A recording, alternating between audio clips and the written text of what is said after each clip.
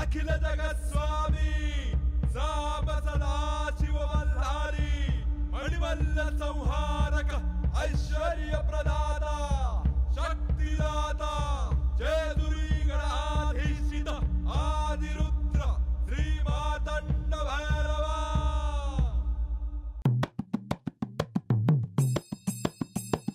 जय देवा जय देवा जय देवा जय देवा जय देवा जय शिव मातंडा।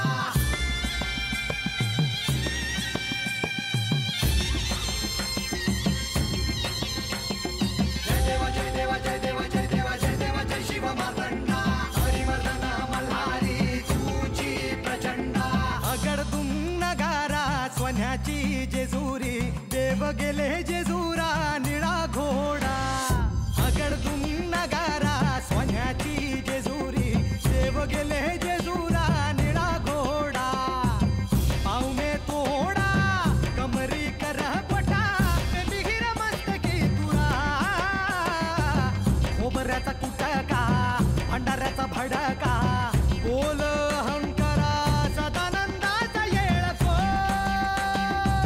सदानंदाचा येळकोट। जय देवा जय देवा जय देवा जय देवा जय देवा जय शिव मातंडा। जय देवा जय देवा जय देवा जय देवा जय देवा जय शिव मातंडा। हरिवर्धन मल्हारी तुझी प्रचंडा। जय देवा जय देवा जय देवा जय देवा जय देवा जय शिव मातंडा। हरिवर्धन मल्हारी तुझी प्रचंडा।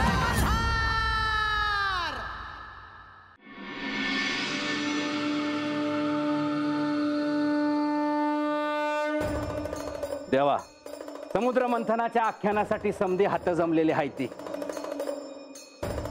समध्यांचं मी स्वागत करतो आणि आख्यान सुरू करण्याची अनुमती मागतो। मुनिवर आख्यानाला आरंभ करा।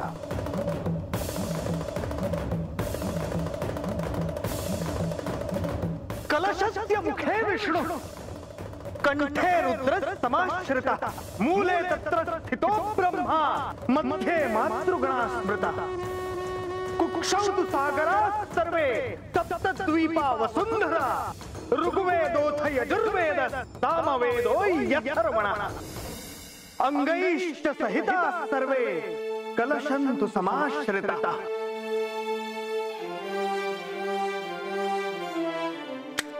नारायण नारायण। समुद्र मंथनाच्या कथेवर आपल्या समक्ष बोलताना आज या कथेतील अत्यंत महत्वाचा भाग आज सांगितला जाणार आहे। हे श्री महागणपती माझा नमस्कार स्वीकार करावा। हे श्री मार्तंड भैरवा, हे श्री म्हाळसा देवी, हे स्तवन करत असताना आपण मला आशीर्वाद द्यावा। माझे आराध्य श्री विष्णू यांना मी नमन करतो।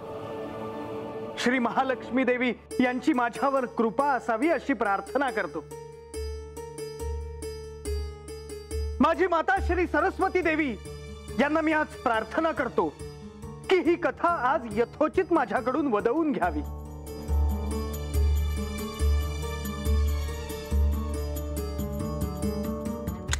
नारायण नारायण। मुनिवर या आख्यानाचा हेतू सर्वांना मल्हारी चरित्र समजावे आणि आम्हाला सत्य समजावे असा आहे, हो ना? होय देवी। मग या क्षणापर्यंत कोणाला काय सत्य सापडले हे समजून घ्यायला हवे।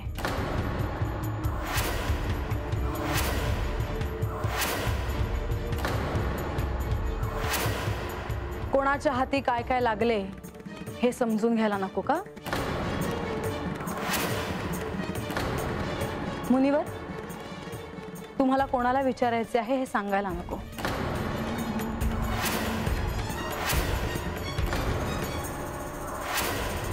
नारायण नारायण। काय करावे असा प्रसंग समोर येईल असे वाटले नव्हते।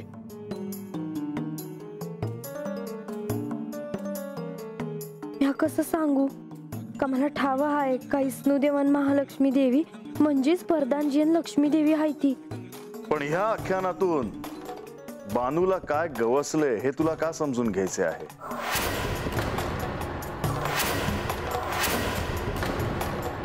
कारण आख्यानातून मला अजून काही गवसलं नाही.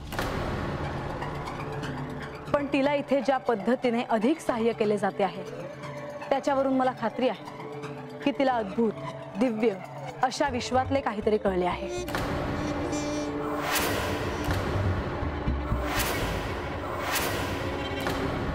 म्हाळसा, बानूने तुला काय किंवा इतर कुणालाही काय काही सांगावे हा तू आग्रह का धरत आहेस? तिला कोणी आणि काय सहाय्य केले आहे याचे प्रत्यक्षदर्शी पुरावे राजसभेत आहेत. दाखवू का?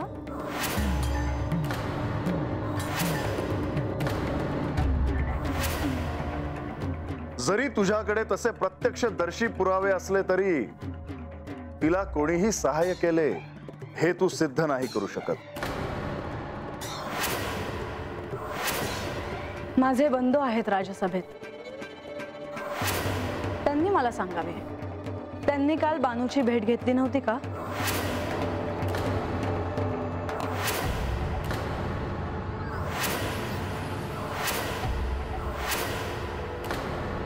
आणि तिने तुम्हाला संदेश पाठवून बोलवले नव्हते का?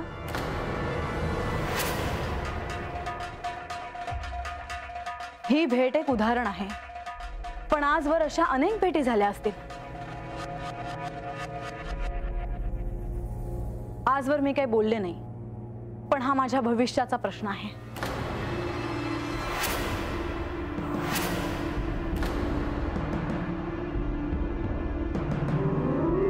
आजपर्यंत मी ह्या राजसभेत कधीही काही बोलले नाही, परंतु अशा पद्धतीने थेट आरोप होणार असतील तर मी माझ्या पतिदेवांसोबत जेजुरी सोडून स्वगृही निघून जाईल.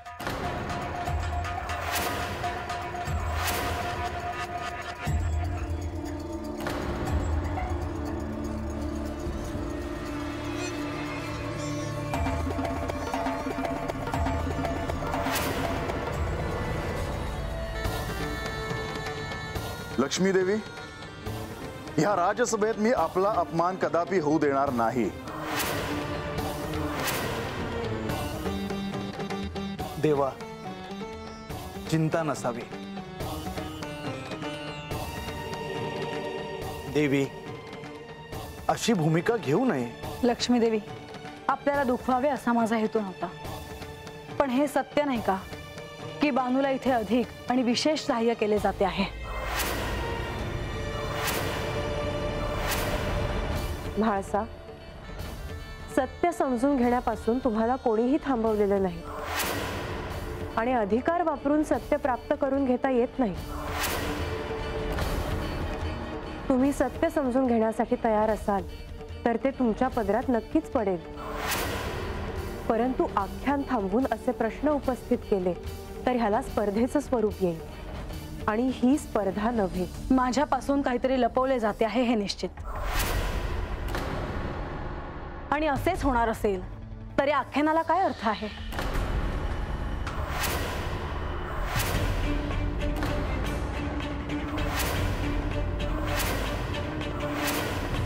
म्हाळसा, हे फार मोठे विधान आहे. ह्या परिस्थितीत मी काही सुचवू इच्छितो. आख्यानाच्या नियमांप्रमाणे जर अशी वेळ आली तर गणेश निर्णय घेतील असं ठरलं होतं. जर श्री गणेश यांनी संमती दिली तर बाणाईला या आख्यानामधून काय कळलं आहे हे तिनं सांगावं.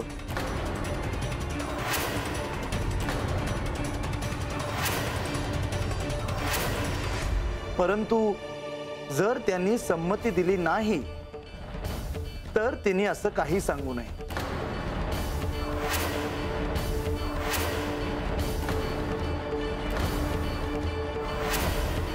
सगळ्यांनी आसन ग्रहण करावं.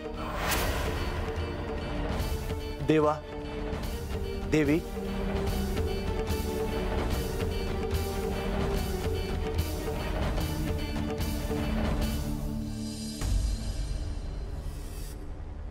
लक्ष्मी देवी,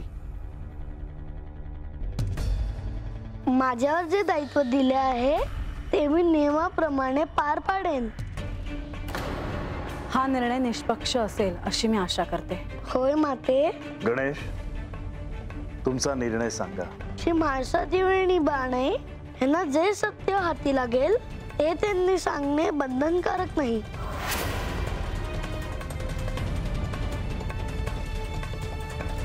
आणि पूर्ण सत्य समजले की त्याची घोषणा देखील करावी लागणार नाही.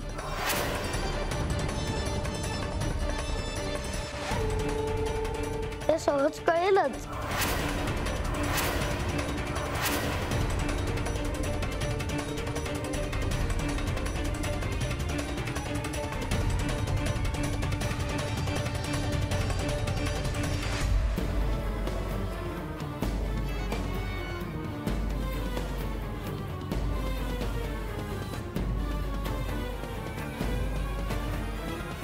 म्हाळसा, निर्णय झाला आहे.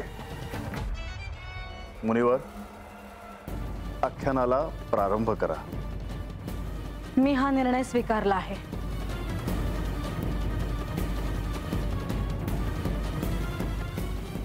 प्रधानजी, लक्ष्मी देवी, आपला अपमान व्हावा असा माझा हेतू नव्हता. आपण या जेजुरीत सन्मानाने राहावे अशी माझी इच्छा आहे. मी जे काही बोलले असेल त्याबद्दल. देवी, आपण सिंहासनावर विराजमान आहात, त्यावर बसून कोणीही क्षमा मागत नाही. तो त्या सिंहासनाचा मान आहे. आख्यान सुरू करूया. नारायण नारायण. तर अशा प्रकारे लवकरच समुद्र मंथनाला आरंभ होणार होता.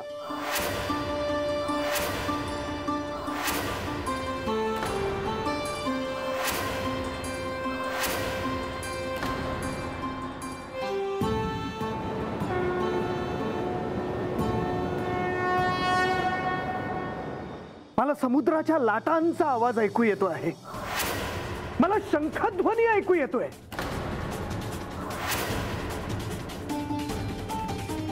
त्या काळाचा पट माझ्या डोळ्यात उभा आहे. श्री विष्णूंनी कुर्मावतार धारण केला.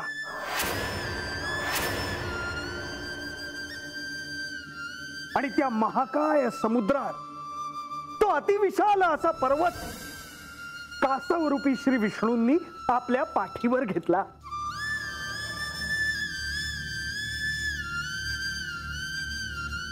जगत पालनाचे कार्य सोपे आहे का?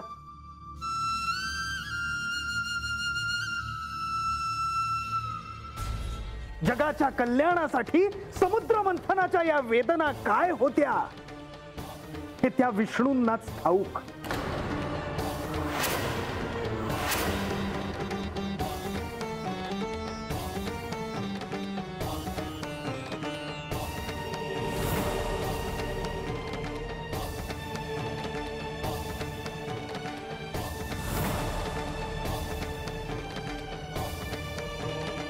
समुद्र मंथन कसे सुरू झाले?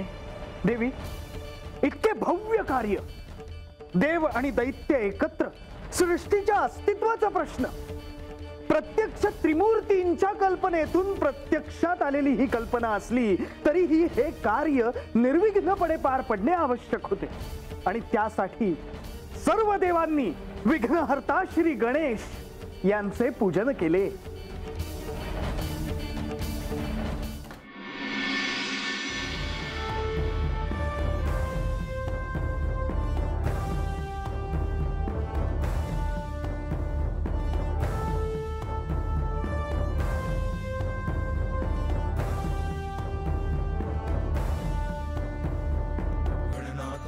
गणनाथ नाथ नाथ गणनाथ गणनाथ गणनाथ नाथ नाथ गणनाथ गणनाथ गणनाथ नाथ नाथ गणनाथ गणनाथ गणनाथ नाथ नाथ गणनाथ. सुख करता दुःख हरता मंगल मूर्ती मोरया गजवदना गणनायक पावन मूर्ती मोरया. सुख करता दुःख हरता मंगल मूर्ती मोरया गजवदना गणनायक पावन मूर्ती मोरया. गणनाथ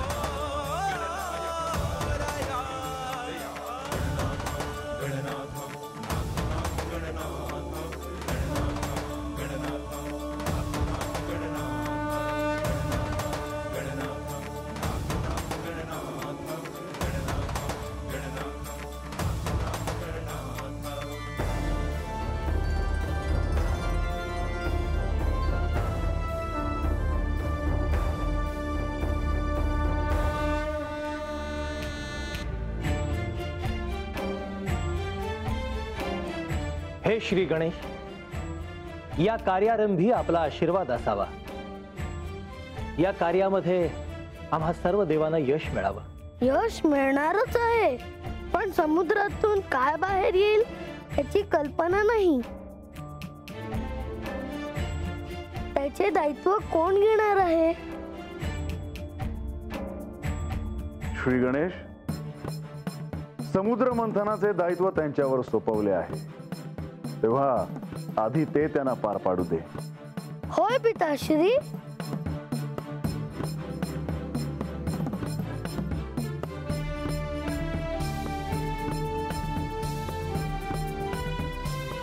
ओम रक्तचंदन सिद्धासा भस्मदूर्वां कुराशतः विकराकृति संदिष्टा सर्व विघ्नो विनाशकः. ओम ऐं ह्रीं श्री गजमुखाय नमः. ओम श्री गजमुखाय नमः.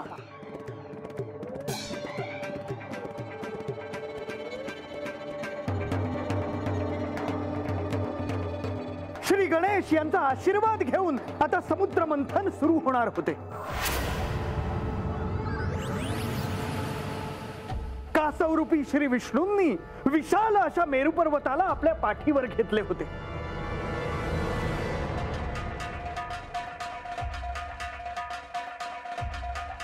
मेरू पर्वताला वासुकीने विळखा घातला होता.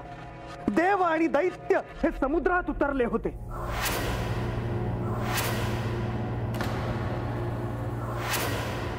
श्री महादेव आणि श्री पार्वती देवी हे उपस्थित होते.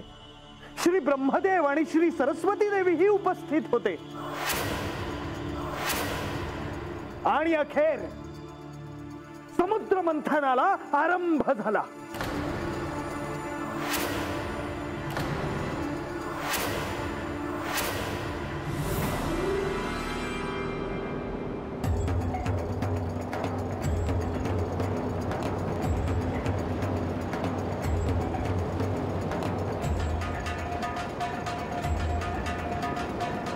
स्वामी, आपण भूत भविष्य जाणता.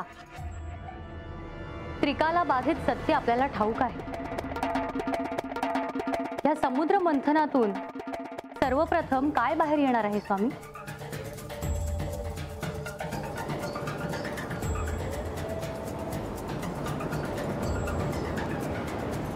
लवकरच कळेल. फार कमी अवधी उरला आहे. समुद्रदेव काय करता आहे हे महत्वाचे आहे.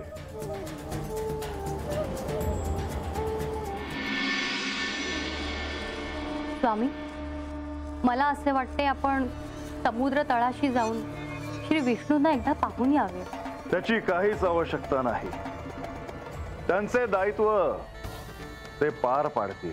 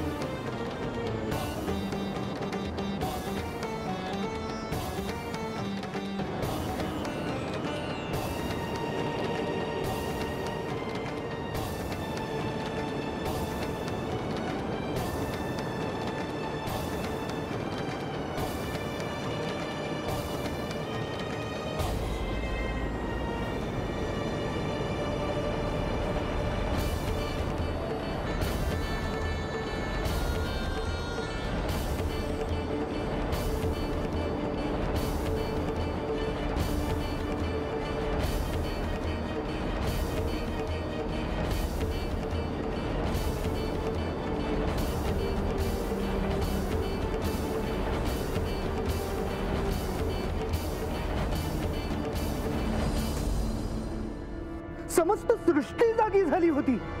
सगळे देव, चेतना, शक्ती, ग्रह सगळे समुद्र मंथनात उतरले होते. पंचमहाभूतेही समुद्र मंथनात उतरली होती. आणि श्री महादेव त्यांच्याकडे शांतपणे पाहत होते.